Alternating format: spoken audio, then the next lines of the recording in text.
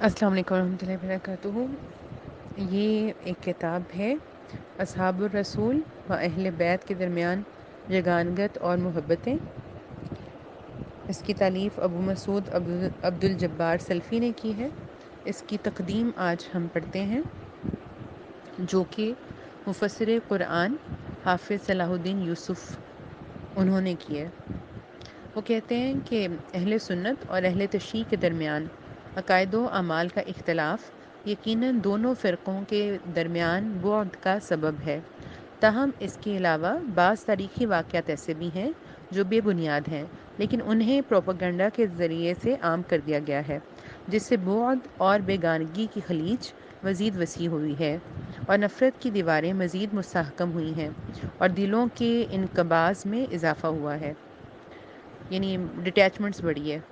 پروپیگنڈے کی ان دبیز تہوں کو البتہ صاف کیا جا سکتا ہے اور کیا جانا چاہیے۔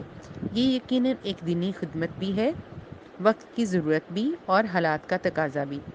ان میں ایک پروپیگنڈا یہ ہے کہ اہل سنت اہل بیت کی عظمت و فضیلت کو نہیں مانتے اور ان کے اندر ناسبیت پائی جاتی ہے۔ ناسبیت یعنی وہ علی رضی اللہ اور حسین رضی اللہ عنہما دونوں کا قرار واقعی احترام نہیں کرتے۔ ظاہر بات ہے کہ یہ ایک ناروا الزام ہے، بے بنیاد پروپیگنڈا ہے اور حقائق کے یکسر خلاف ہے۔ زیر نظر کتاب اسی بے بنیاد پروپیگنڈاز کی وضاحت کے لیے لکھی گئی ہے۔ فاضل مؤلف نے پہلے اس امر کو واضح کیا ہے کہ صحابہ کرام اور اہل بیت کے درمیان خوشگوار تعلقات تھے اور انہوں نے ناقابل تردید اس کے ثبوت پیش کیے ہیں۔ یہ روایت اہل سنت میں مسلسل چلی آ رہی ہے کہ وہ صحابہ کرام اور اہل بیت سب کے ساتھ محبت رکھتے ہیں، بلکہ ان کی عظمت و محبت ان کے عقیدہ اور ایمان کا حصہ ہے۔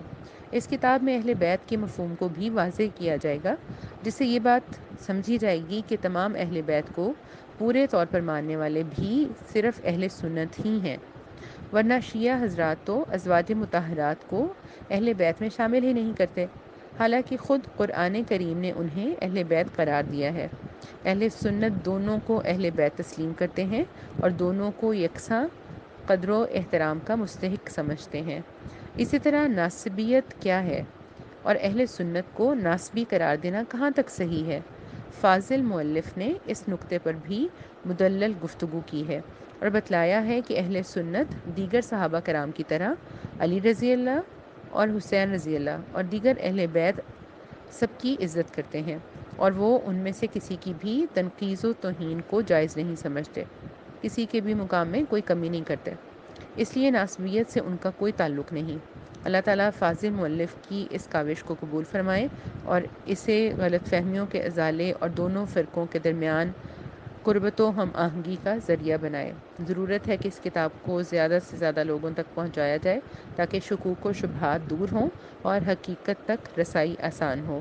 تو کتاب کی تقدیم پڑھنے سے تھوڑا سا اندازہ ہوا کہ اس کتاب میں کیا چیزیں جو ہیں وہ لکھی گئی ہوں گی، اور یقیناً یہ پڑھنے والوں کو فائدہ بھی دیں گی اور ان کی آپس میں بھی محبتوں کو بڑھانے کا باعث بنے گی۔